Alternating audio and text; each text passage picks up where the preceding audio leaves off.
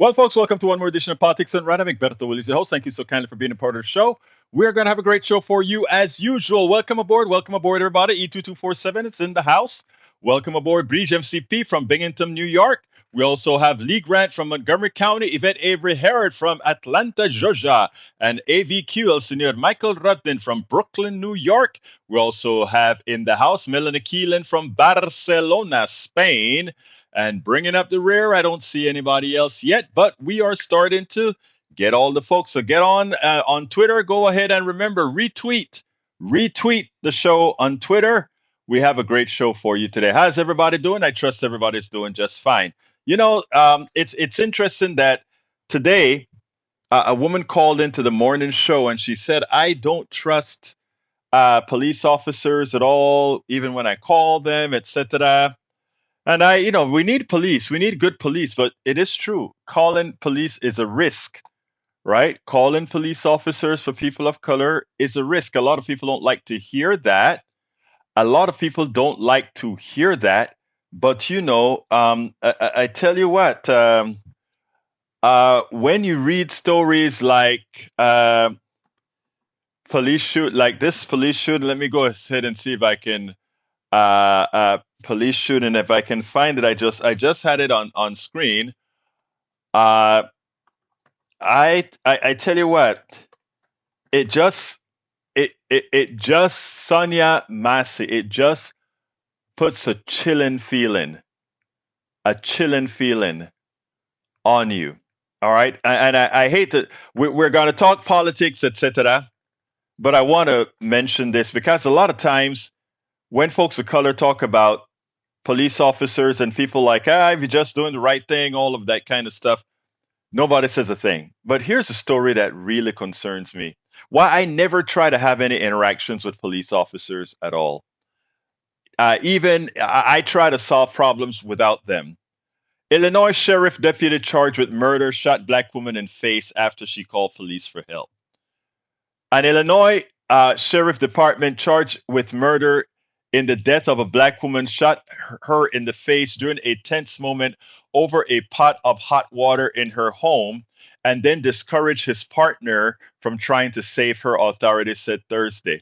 The details were in court document filed in support of keeping fired Sangamon County Deputy Sean Grayson in custody without bond.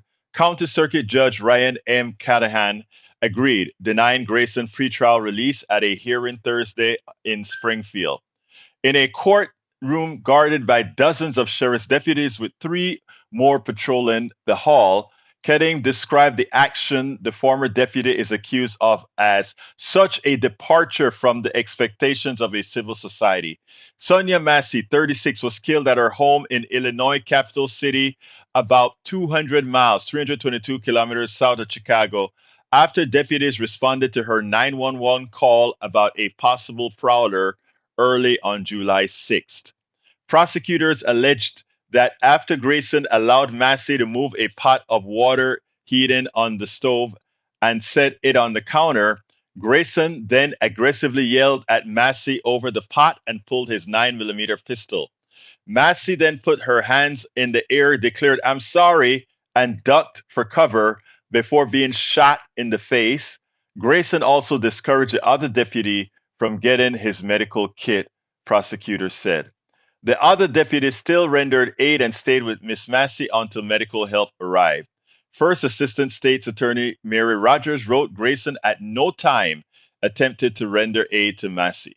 The 30-year-old Grayson, who is a white, was indicted on charges of first-degree murder, aggravated battery with a firearm, and official misconduct. He pleaded not guilty in his first court appearance Thursday. More than 30 of Massey's family members and their support filled the seats of the courtroom Thursday, several of whom declined to comment afterward. No one argued with state's contention that body camera footage of the incident upheld the first requirement in ordering Grayson detained, that there is a strong presumption that the actions alleged in the indictment occurred. Authorities said they plan to release the body camera. At no point did this defendant show anything but callousness to human life. Defense attorney Dan Foltz argued that Grayson release contending the statement's arguments fell short on other arguments. Foltz said Grayson is not a threat to the community because was compliant and turned himself in within a half hour after his arrest. Not a threat to community. Imagine that. That's what he said. The man just murdered a woman in her, shooting her in her face who called for help. But he's not. It's not the case, right? No, I'm sorry. I am sorry. Anyhow, Cadogan decreed that Massey, weighing about 110 pounds, posed no threat to the 6'3", 228-pound Grayson, who was armed and accompanied by another deputy after shooting her refused to render aid. Sheriff Jack Campbell said Wednesday that Grayson was fired because it is evident that the deputy did not act as a trained accordance with standard. With our badge, we accept enormous responsibility, and if that responsibility is assumed, there should be consequences. Ben Crump, an attorney for the Massey family, said the charges were a step toward justice for Sanjay's long loved ones, especially her children, who endured unimaginable pain and suffering since they were notified of the tragedy. As many as 200 people gathered Wednesday at the Springfield NAACP Milton to express support.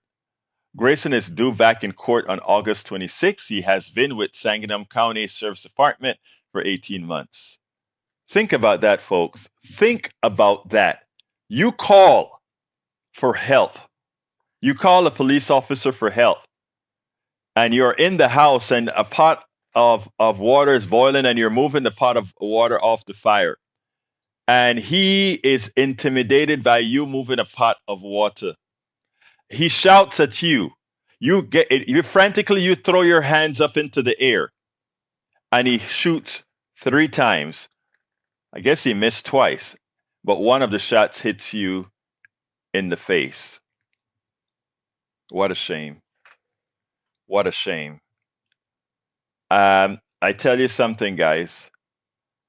I'm a professional business owner, a host, software engineer, and like I was talking, I had coffee with Bruce Pollard this morning, and I was telling him about the story this morning. We had a similar story on my show this morning, and I said, every time I see a cop, my heart's right here because it's hard when you know this is a prevalent something that happens all the time, and it does happen all the time, even though you don't hear about it. The life of some is much less important than the life of others. And this one kind of hit me when it ran across my feed. This hit me when it ran across my feed this morning because I am sitting down here. I have a daughter, I've got a wife, and there's myself. And if something is happening here in Kingwood that near my home, do you think I would ever call a cop? If somebody comes to my home, do you think I would ever call a cop? I would try to lock ourselves down till it pass, because I can never know which one of those cops that come into my home will decide that my life has no value. And I am extraordinarily serious about my statement. Michael Radden says Axios International Court of Justice stated in an advisory opinion published on Friday that Israel's policies and practices in the occupied West Bank and East Jerusalem amount to annexation of large parts of Palestinian territory. While the legal opinion is non-binding, it's one of the most significant determinations of an international court since the Israel occupation began in 1967. Israeli officials are extremely concerned. The advisory opinion will be used by Western countries, including the U.S., to impose sanctions against settlers, private entities which operate in these settlements, and those sanctions should start immediately. And government itself, the court added that Israel's legislation and measures in the West Bank at East Jerusalem constitute a violation of Convention Against Racial Discrimination. The ICJ stressed that Israeli settlements policy led to violence against Palestinian civilian population. That goes without saying. Michael Rotten also says NBC News journalist Ivan Gershowitz sentenced to 16 years by Russian in court. I read that. You guys can read that story thereafter. Michael Radin also says, figure everyone's going to talk about Trump again as he attempts to rebrand himself as a statement rather than as a vicious liar on revenge. You can't help that. That speech was horrendous last night. I listened to all 93 minutes of it. Let's see if Trump can stay on message for even 2 weeks. He couldn't even stay on message on his written speech last night. The guy has a mental problem. Heck, he might not last 2 days before he's back to truth show talking shit about people he hates. I agree. Melanie Keelan says, we made it. Yes, we did. Michael also said Trump lied that there is a record inflation under President Biden. True. Trump lied about the North Korean missile launches during his presidency. Trump lied about defeating ISIS in a couple of months. Trump lied about the federal judge rule case against him as unconstitutional. Trump lied about immigration, Medicare, and Social Security. Trump lied about his trade deal with China. Donald Trump lied about gas prices. Trump lied about IRS audits. Trump lied about increasing American taxes under Biden. Trump lied about the right to try law. Trump lied about the press coverage of Russian warships near Cuba. Trump lied about military equipment left in Afghanistan. Trump lied about the world at peace during his administration. Trump lied about Venezuela's crime rate and immigration. Trump lied about U.S. crime statistics. The article just keep going, but the point of that is he lied. I trust that. Is that the CNN article that you're talking about, Ratnan? Anyway, I hope that I think that it is. All right, let's continue here. Bridge MCP says Biden campaign manager on Morning Joe, I believe, said Biden's not dropping out. Remember the package, the palace coup to push out Biden and have an outside the rules new primary to bypass Harris isn't coming from the left. Sanders, AOC, and Congressional Black Caucus are sticking with Biden. It's coming from the super wealthy donor whose class are taking advantage of Biden's poor debate coverage to pressure centrists into replacing the ticket with one that won't let the Trump tax cuts for the super wealthy expire. These people will also be fined during a Trump dictatorship. Dan Wetzel, Robert Wright said it would be the donors who want Biden out. I don't know that, but I tell you what, I was talking to Bruce today, and I told him I had to go reread the Constitution because if we have Biden, if we have Biden, Kamala Harris, and something goes with Biden, whether he's incapacitated and she becomes the president, if we don't take over the House, the vice president becomes the vice president becomes the Speaker of the House, is what Bruce said. I have to reread the Constitution to see if there's a process in which you actually go ahead and nominate a vice president. I don't know. I gotta read up on that. All right, let's see. But the fact of the matter is I don't care what they're trying. If for some reason Biden gives in, the nominee has to be Harris. There aren't two ways about it. If Biden goes, the nominee must be Harris. And in fact, what I'm going to do is I'm going to play you a piece that I did in Baltimore. The nominee cannot be anyone other than Harris.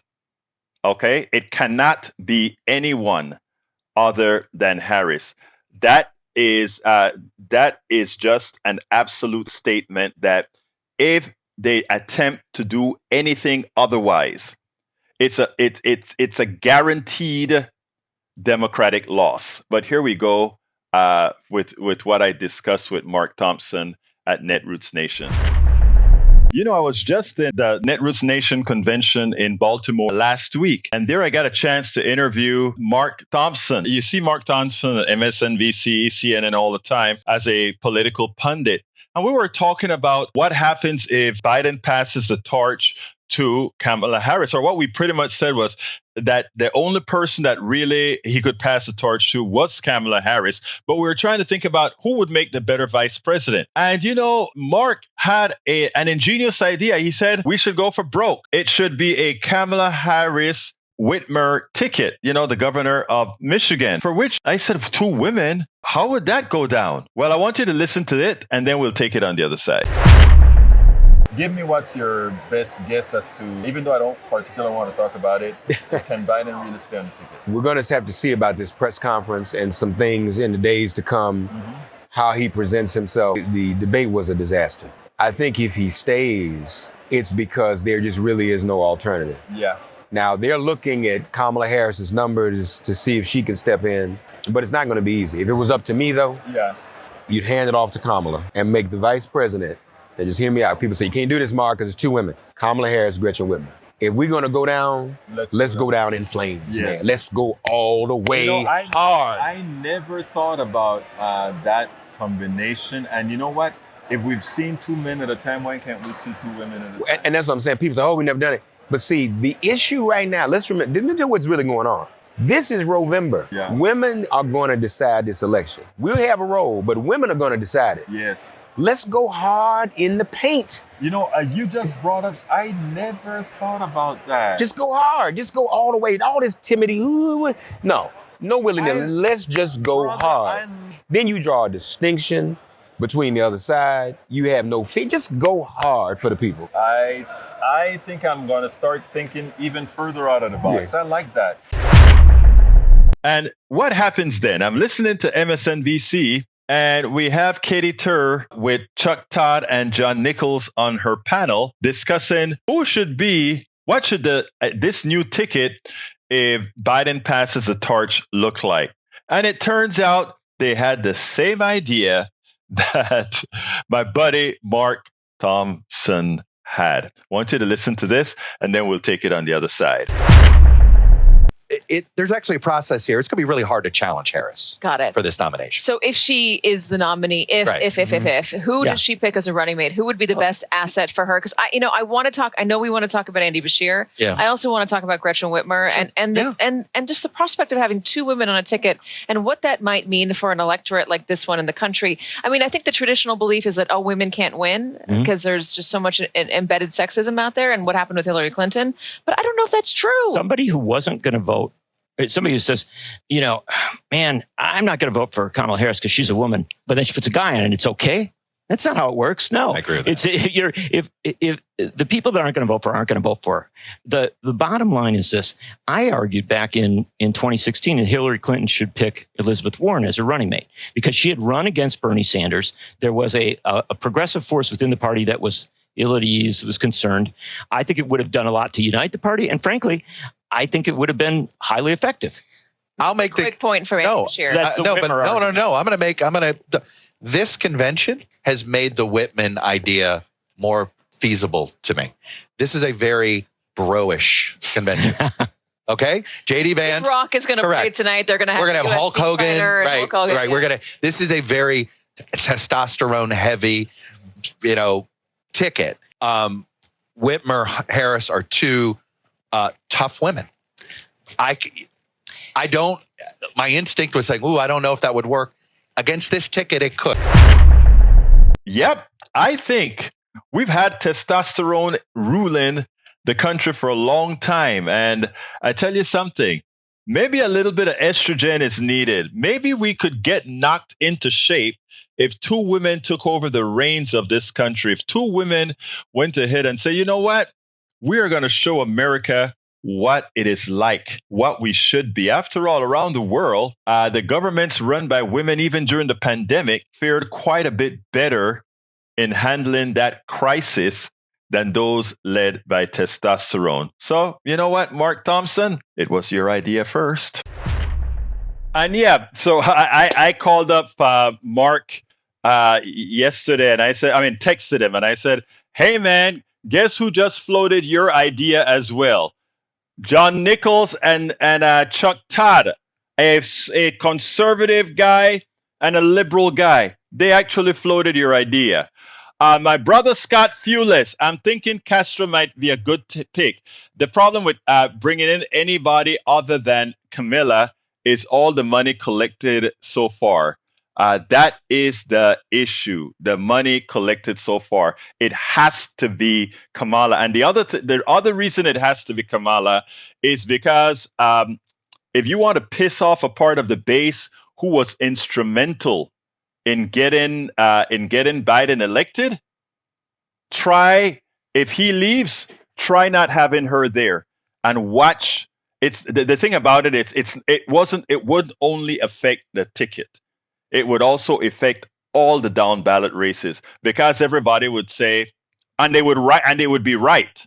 Once again, we're taken for granted. The truth of the matter is, against Trump, especially what we saw yesterday, any young person, and I repeat, because the problem with Biden, I would love Biden. Look, I love Biden, what he's done so far. Have you seen Biden lately? I mean, Biden is. I spoke to somebody today, and again, I just want the Democrats to win, and I don't care who's at the top of the ticket. I honestly don't care. I don't care. I just want all Democrats to win. And he said, "My wife is a professional." My wife said, without examining him, of course, or anything, but again, when you look at his age and his antics and the switch that he's made over the last year, she said, that is how end stages begin. Just think about that. That's all I'm going to say. That's all I'm going to say. That's all I'm going to say.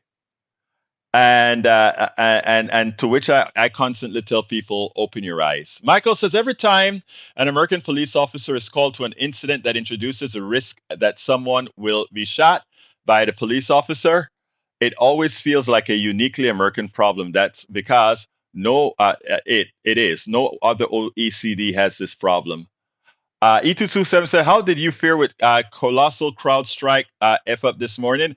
Actually, it wasn't just this morning, E2278. It hit my database, last night. I couldn't get into my cloud last night. Let's see what else we have to say. We are becoming too used to this. Yeah, Breach, we are. Steigen, Bergen Creek says we need to disarm cops and get rid of the Second Amendment. How many have to die? Well, it depends on who dies. That's what it really means. Egberto, I remember one from last year. Hit me, NPR. Adrian Murray, 11. Call 911 for help at his home. Indianapolis, Minnesota. But after the police arrived, that officer shot him in the chest. The boy is recovering, but his family is asking for answers. Yep, I remember that one too as well. Lee Grant says, that's insane, even for someone from Portland. Come on, Lee. Not at all. That is not insane at all. It works in other countries very well at that. Question, why are left-wing media shouting off comments while running the... I don't know what you're saying there, Eric. I'm sorry, brother. Love you, but I don't know what you're saying. Bridge MCP said, how many times did he say in conclusion, does her know what that means? No, he doesn't. He doesn't. Michael said, yes, Egberto, the CNN fact check article from Trump's acceptance speech is so long that my intro comment only mentioned half the highlights. Thank you for doing that, Radnin. I appreciate that. Paul Fleming says, campaign was focused on Project 2025, as I will be, which would be undermine professional government, publicize judiciary, deal a blow to Medicaid. By the way, for you, my friend, I want to let you see what our article is about today. If you take a look at it, you see what's number one. New AFL-CIO shows how Trump agenda would be catastrophic for workers. And the title that it says, Project 2025 and AFL-CIO. Every time I can use the word Project 2025, I will. And by the way, Paul, you remember that statement that you left that says Project 2025, Project 2025, Project 2025. Remember when you left that message? That's all you put in the message, brother. It left an indelible impression on me because immediately when I saw the repetition, I remembered that is how the right wing keep its people dumb. They keep repeating the same lie and dumb information over and over. We can make people smart by keep repeating the smart stuff over and over again. So for that, Brother Fleming, thank you. Bridge MCP says that combo we lose. I don't know, Bridge. I don't know. Of course, none of us know, right? But I don't know. I honestly don't know. E224 says, Egberto, how did you file with a colossal cold strike? I thought I answered. Did you put that a second time? Or did I just miss it?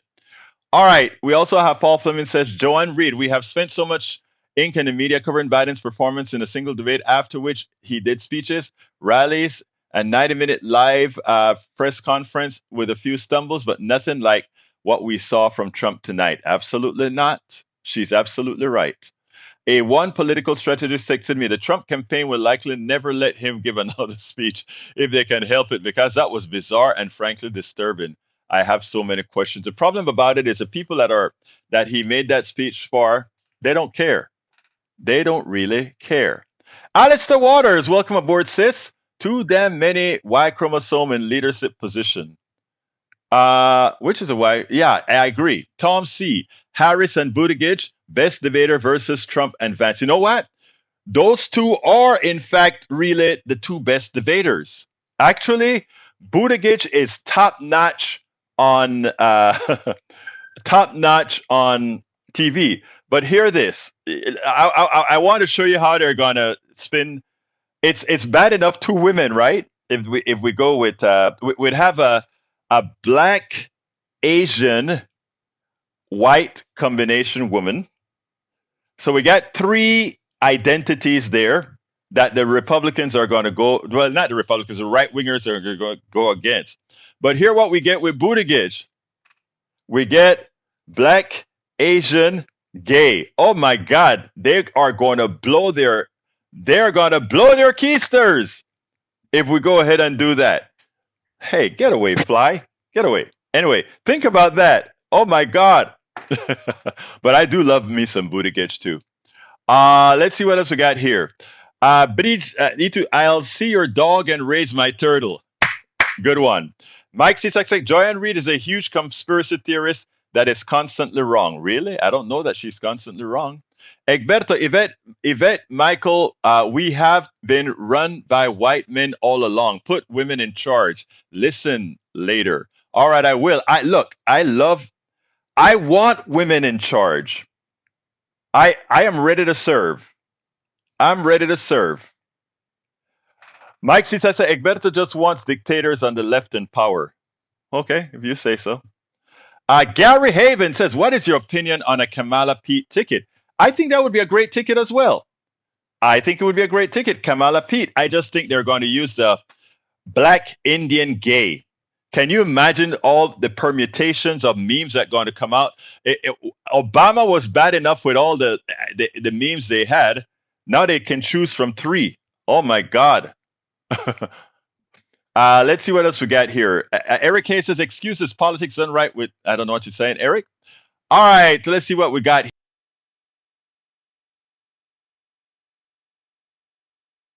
Back, there we go. All right, here we back. Let's see. I got to go to another pretty tape, but let's see. Melanie says, thanks for all of you for keeping me smart. Of course, you're very smart, Melanie. What else have we got? Egberto, we like when the leftists keep mentioning 2025 so they know who aren't. Yep, I love 2025, and we're going to keep pointing it out. Bridge wants something for the screen, and let's go to the screen, but I got to get to another video. But here it is for the screen that Bridge wants, and here we go. Project 2025. Hey, Bridge, thank you for that. I got to hold on to this meme. I love this meme here. I've seen it before. This is just a fragment of Project 2025. Guys, take a look and read it.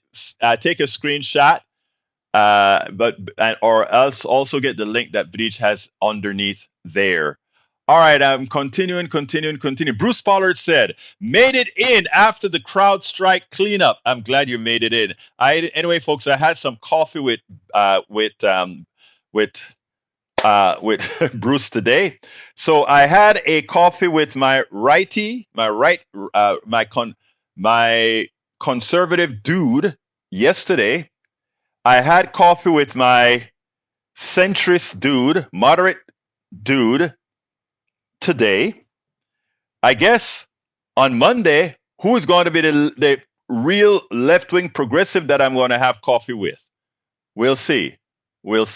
Anyhow, I want you to listen to this from Markos Moulitsas, the guy who is the publisher of Daily Kos. I interviewed him in Baltimore. Welcome to another edition of Politics Done Right. You know, we do this yearly at the Netroots convention. This is Netroots 2024. And who am I with?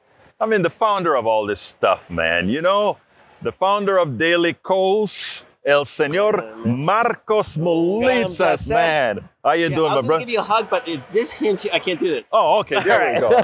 How you doing, my man? Doing good, man. This guy is the guy who created Daily Kos. And out of Daily Kos came, before it was called Netroots Nation, it was called Yearly Kos. Yearly Which Kos. is kind of creepy because that's my name, and I was like, well, can we change the name, please? Well, and, I'm the terrible brander, right? Because a good brander would be like, that's like yes, gold. That's gold. That's gold, man. I couldn't do it, man. Well, that just speaks for you being a good guy. He's one of the good ones, But anyway, look, Markos, we're in some difficult times, right? And earlier I was speaking to Mike Rogers of Raw Story and talking about AI, and we're talking about the conflicts within the progressive movement. We're talking about the conflicts within the right-wing movement.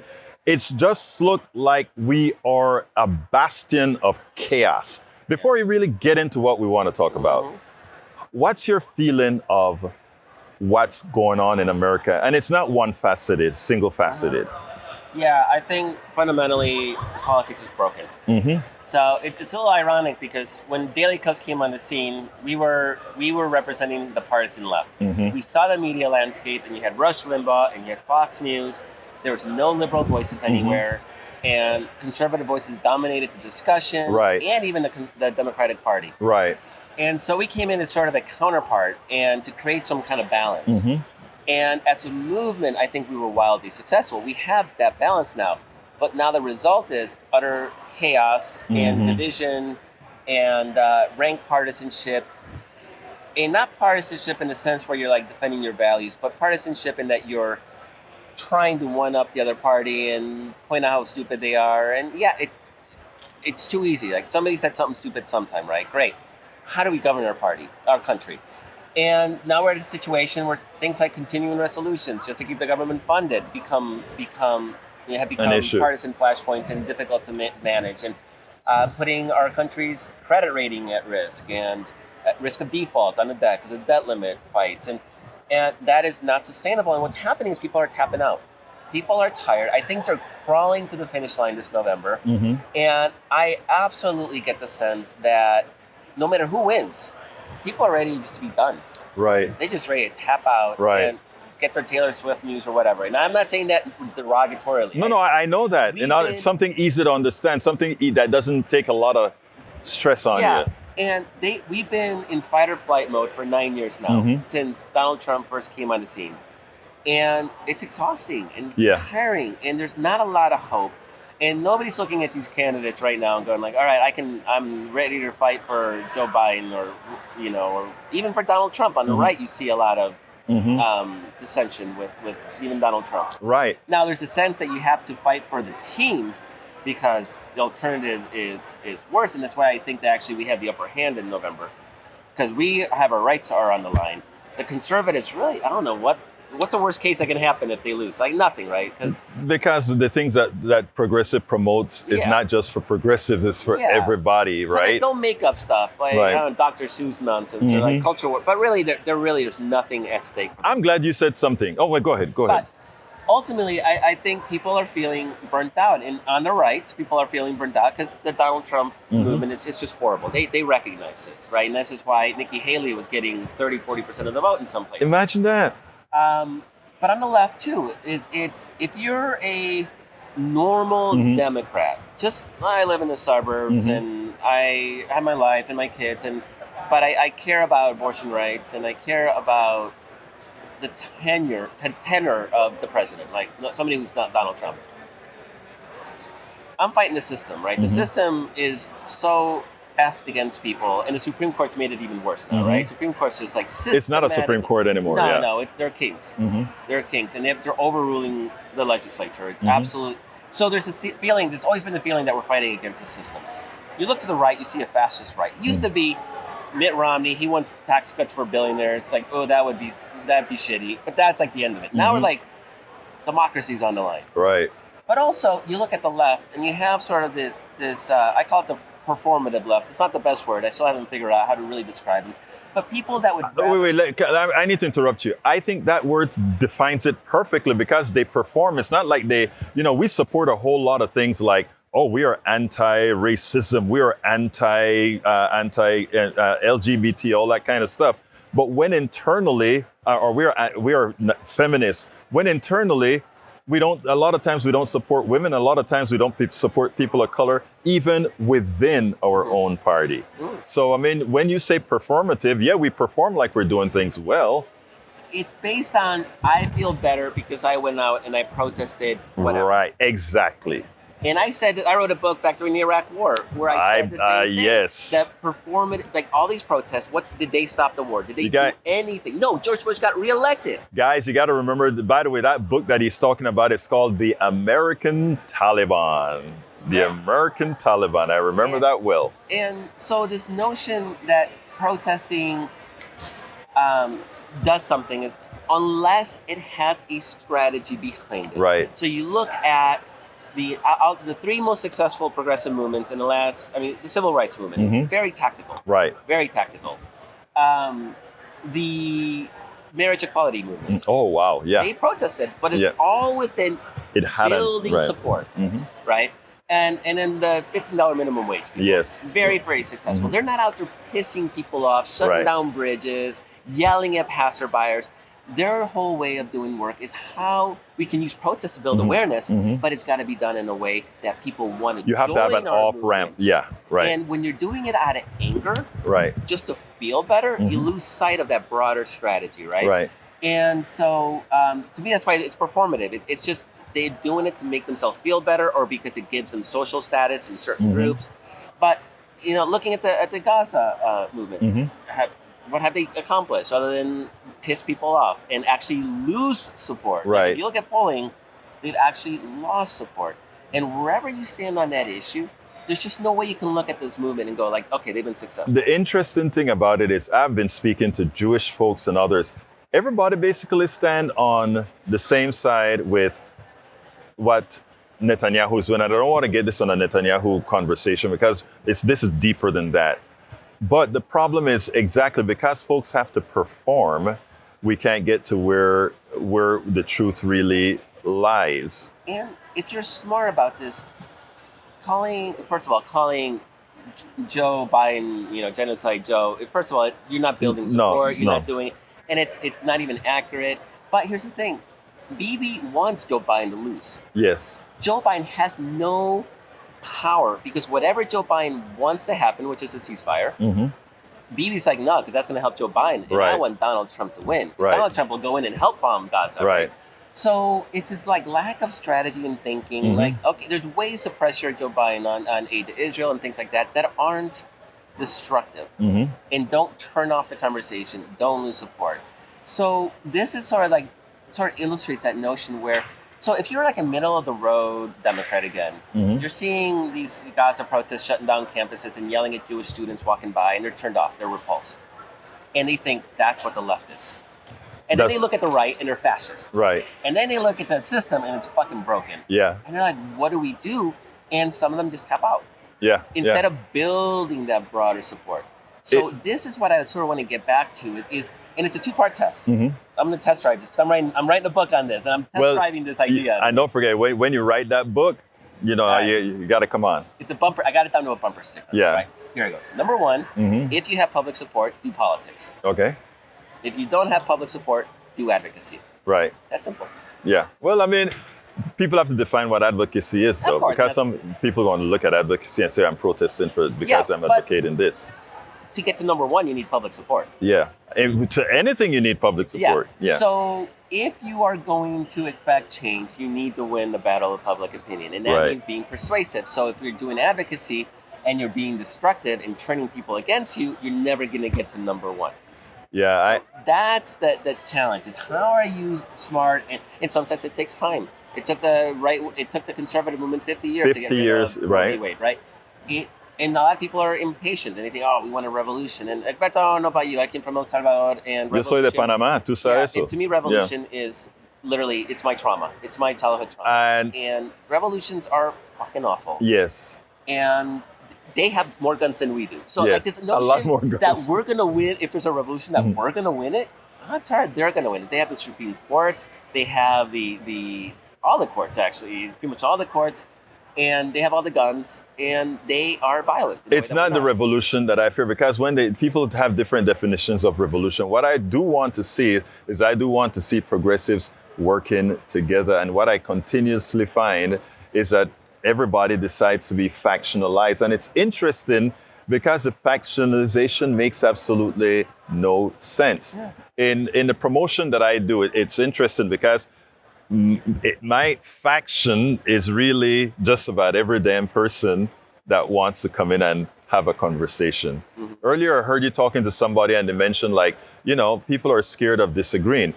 We ought to start teaching that disagreement doesn't really mean the end of the world. You have people on the left that talk. They need their safe space to talk about difficult Wait, issues. so do you have the same thoughts that I have on safe? I don't like safe spaces. Either you engage in the conversation, in the debate, Right. and fight for what you believe in, or here's the radical part: Yeah, don't. yeah. But you can't sit there and say, I'm going to yell these things that I want, but don't you dare disagree with me. I didn't realize that you also thought that way. Let me tell you, this is interesting Again, because how are you building public support? let me tell you this, okay? I go out on the road and I talk about I don't want safe spaces, right? And we even come to the conference here and there are safe spaces that I don't go to. And one of the reasons why is I think safe spaces is no different than segregation. Okay, that's how I look at safe spaces, right? In other words, the only way for you to really engage is to be outside of your frame. Either be out there fighting for what you believe in, or you don't have to. If you don't want to fight, I'm cool. I'm not saying you have to. Right. But you can't have your cake and eat it too. Exactly. Right? You can't be saying I'm fighting for these things, but don't you dare, come into my safe space. And right. And those are the things that people sort of in that mushy middle, because they're not fully engaged, Yeah. but we need them. Right. We need them to win these battles. And they look over there and they're turned off by that. They're scared by it, right? And because they're like, oh, I don't want to intrude in somebody and I don't want to cause harm, right? There's a lot of it causes harm. Right. You know what? Life is fucking harmful. Yes. And yeah. with Donald Trump, it'll be even worse. Yeah. It is there's a lot of fucking harm, and it's okay. People don't understand, and I think, and I noticed that you're starting to push it on the site as well as things like the things that we need to take seriously.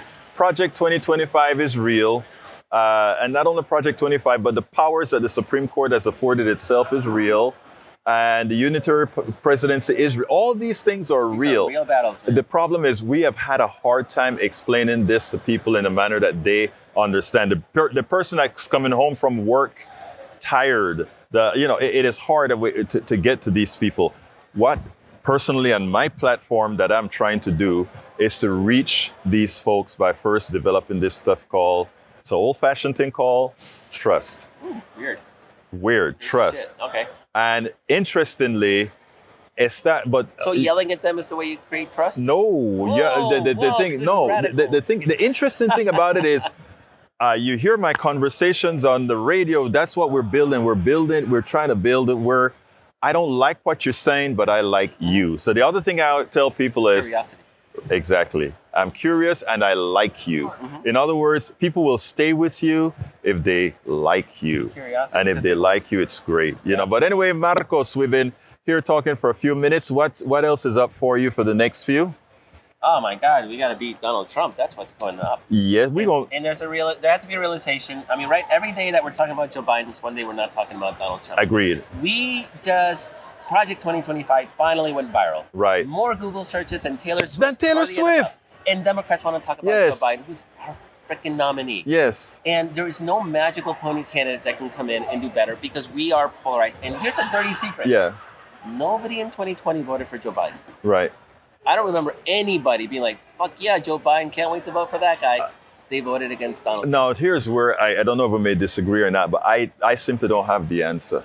And what I mean by that is I am concerned of two things. Come October or November, a guy 81 years old that does look a bit different may get a stroke, may do that. What do we do then? Yeah, that's where Kamala Harris comes in. Okay. I mean, there is no mechanism right now to really swap him out. There's legally. He cannot be swapped out. Yeah. We got that. Right. And so harping on this, and we swap him out. We have a 2-month battle within the Democratic Party over who the person is. I don't want to swap. But I get it. Nobody's conservatives aren't happy with Donald Trump as their nominee. Yeah. I mean, we've seen that as well. Like nobody's happy. That's why everybody's in such a shit mood. Right. and they all have great reason because, God damn it, these are not too great. But nobody voted for Joe Biden in 2020, and nobody's voting for him this time. They're voting against Donald Trump. And if we've learned anything this year, is in India, you had Modi's party polling ahead of what their final results. He lost seats. But the kicker is France. Then it happened in Poland. Yeah. With Duda's party. We got it back, yeah. Said that the ruling party, and they had the whole media apparatus. Yeah. People decided no.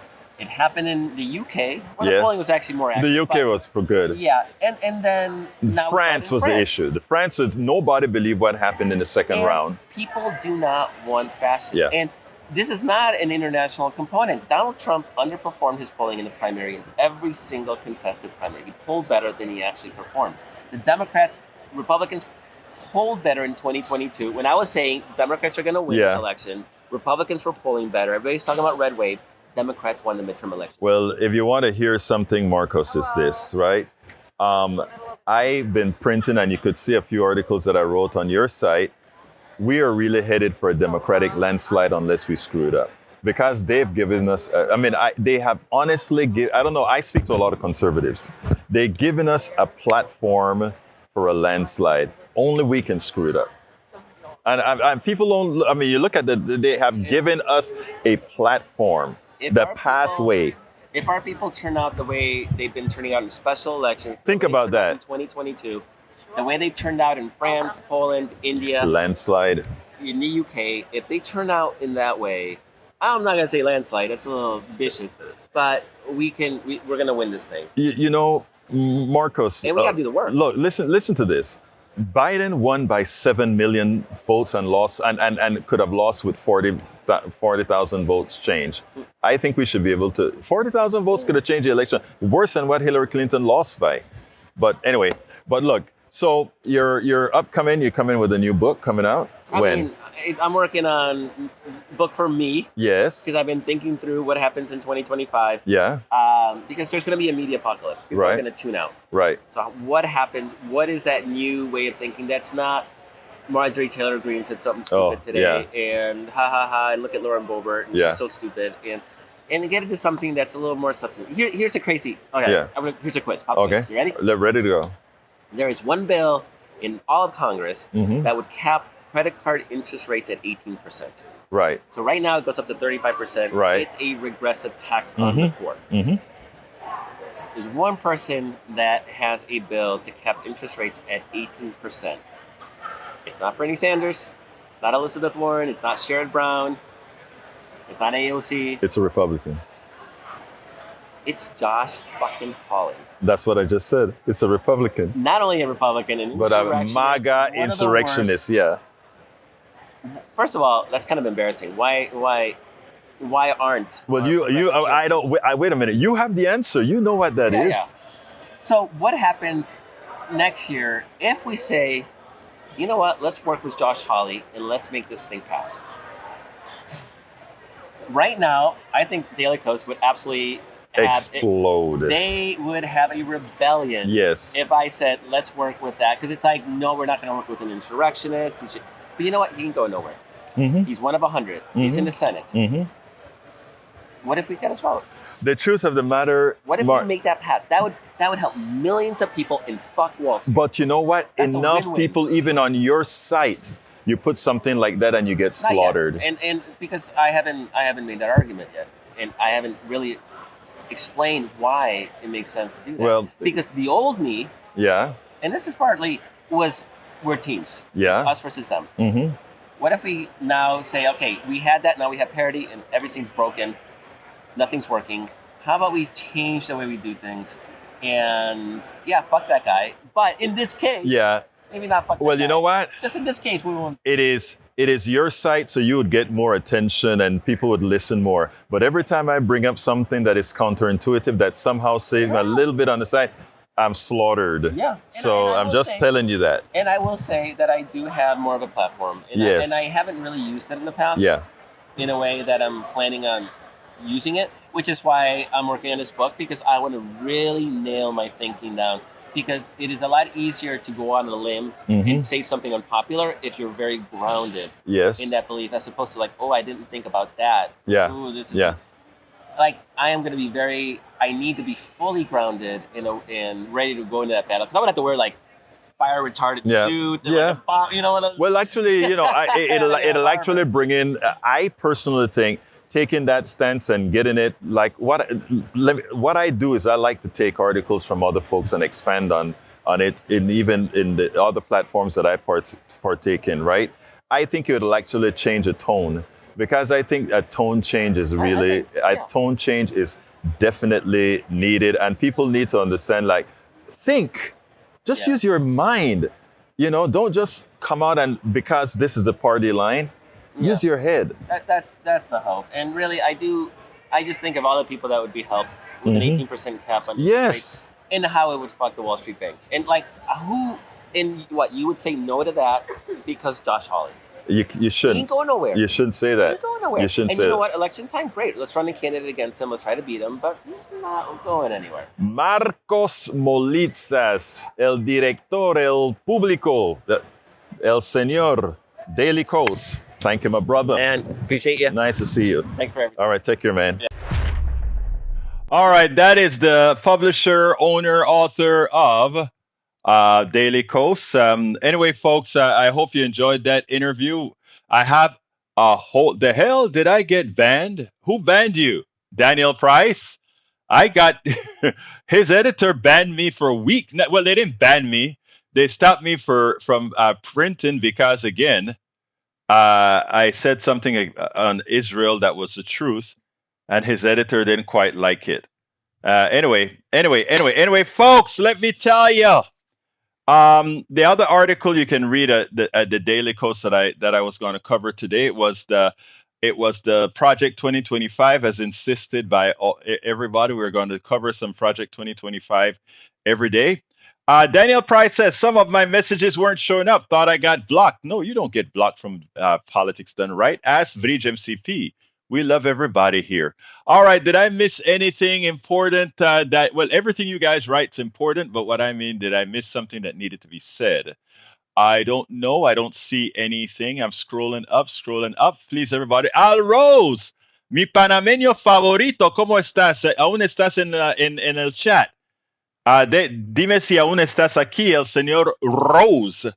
Let's see. Al Rose is my brother from Panama. I think where are you, Al? You're in Georgia, right? Anyhow, let's go ahead and get Brij in. My dear, beautiful Brij MCP, talk to me. I'm sorry it's late, but I just wanted to tell you this. Remember the other day I said that I think it's more males versus females that wanted Biden to drop out? Yes. Okay, so I put a poll out on my group, not my group, but I'm one of the admins.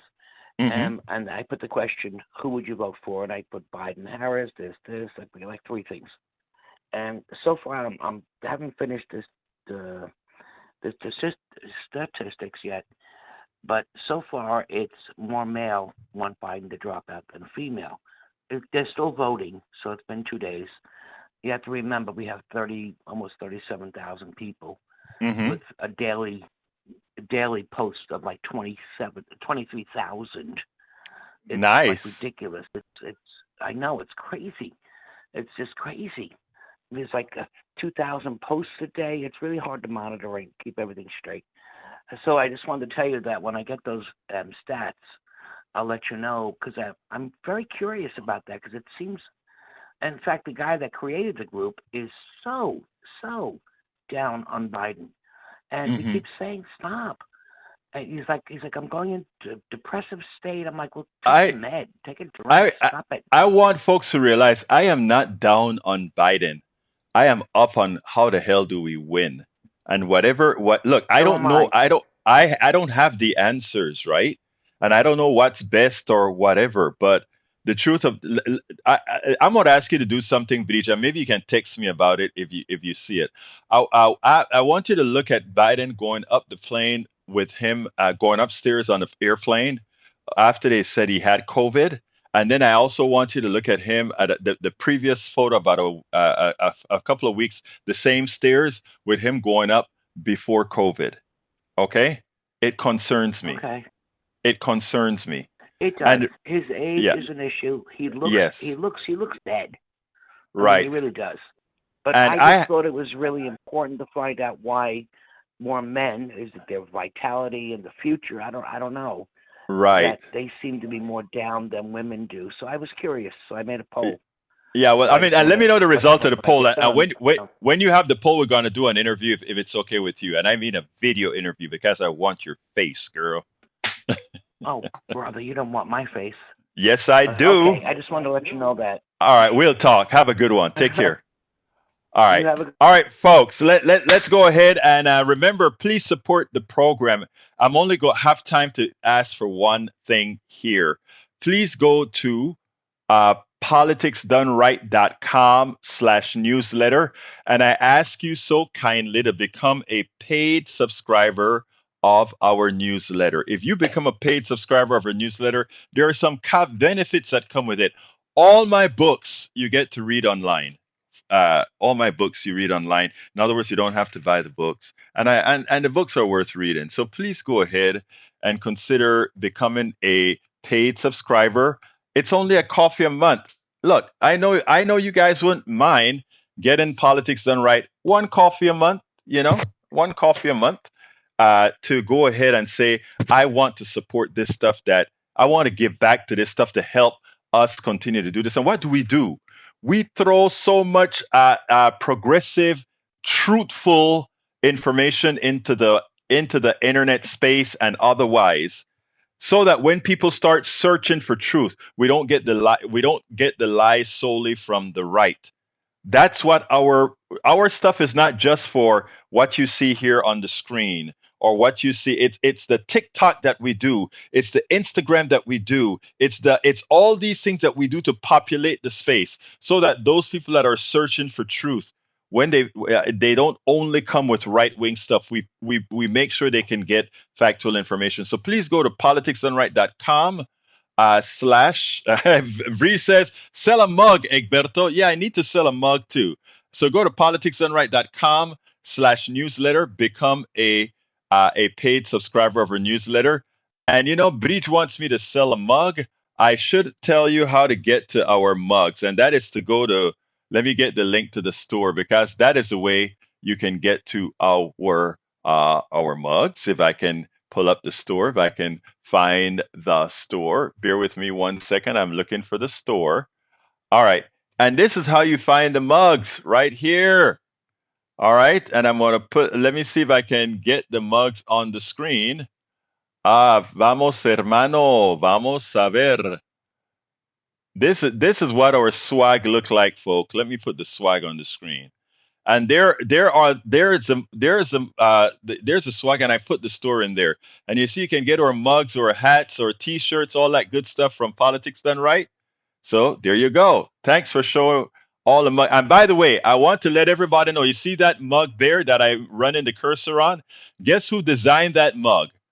Bridge MCP designed that mug. So there you go. We are a team here. Everybody partakes in this stuff. So go to politicsdoneright.com/store if you want any of our swag, or go to politicsdoneright.com/newsletter to support our program. Look, thank you so kindly, folks. Love you all. I got to get out of here. My name is Egberto Willies. This is Politics Done Right, and you guys know how I end this baby. I am what? Out. We spend a lot of time deconstructing the news, trying to parse it into a form that everybody can understand. We try to find those little nitpicks where it flies above the fray, etc.